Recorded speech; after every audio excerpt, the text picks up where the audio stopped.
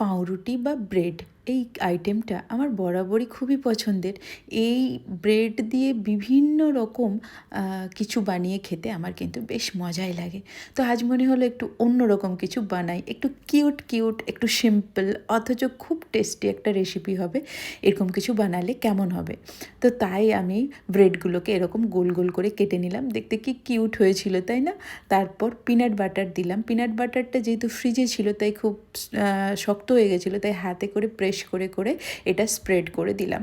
তো peanut butter দেওয়ার পর আরেকটা ব্রেডের গোল করে কাটাগুলো এগুলো ওপরে প্রেস করে চেপে বসিয়ে দিলাম। তারপর ওভেনে প্যান গরম করে ঘি বা বাটার যে কোনো একটা দিয়ে, আমি এখানে ঘি দিয়েছিলাম।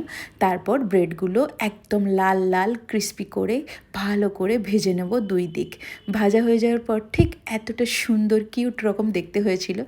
এরপর এর ওপর থেকে ছড়িয়ে দেব নুন, আর দেব আমার একটা ফেভারিট জিনিস, সেটা হচ্ছে কনডেন্সড মিল্ক।